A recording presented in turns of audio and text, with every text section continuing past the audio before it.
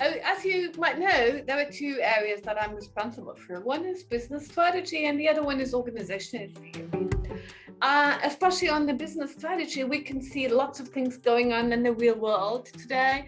So with digitization, with sustainability, this green changes, movement, there are things that firms have to consider, and that might even change the content and also the strategy development.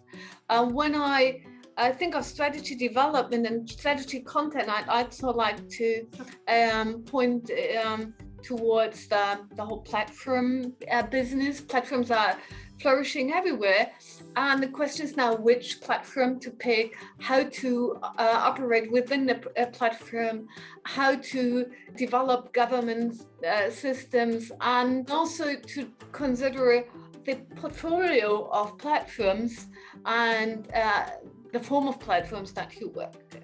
So then the next thing is also with this digitalization, we also can ask ourselves who's involved in strategy planning. So different stakeholders, different procedures of strategy planning might be an interesting area. Then as a competition and alliance researcher myself, I have a bit of a favor of also trying to understand more how collaboration and competition occurs within platforms and ecosystems, how emotional aspects overlay the collaboration and competition in ecosystem. So, and on organizational theory, I would say there is a huge topic about new forms of work, and of course the combination of virtual work versus co-present work, hybrid work forms, how to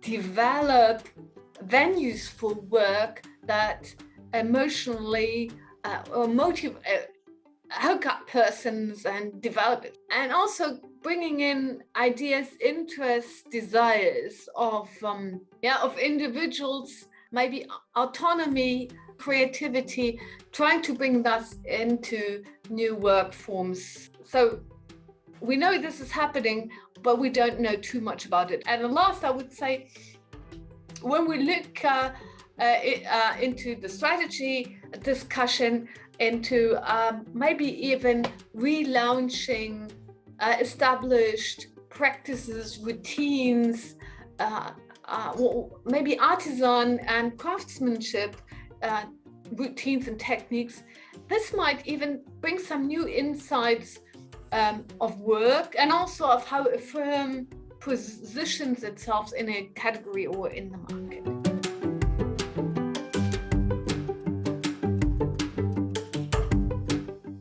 Very important to learn something from what you investigated. So when you have a qualitative paper, then certainly you report lots of data, you need to develop clear templates and coding tables, but don't stop just explaining what you find.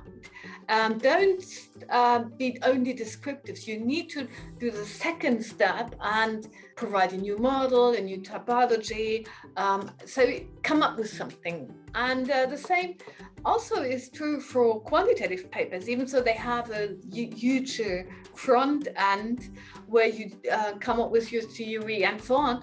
But very often I see two problems. One is that the problem and the data is not well linked. And the second one is that most of the papers also are stuck with, okay, this is the result, and then you come to the discussion and same thing, just in other words, results are repeated.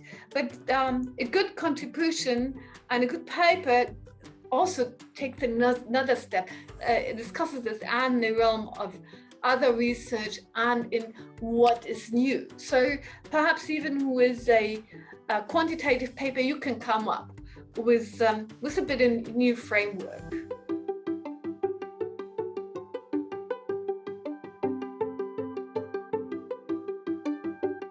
My advice is, you need to relentlessly strive for getting things perfect. And when you at some point find out, I think I don't get the data that I want, or something is, there's some flaw, stop it, yeah.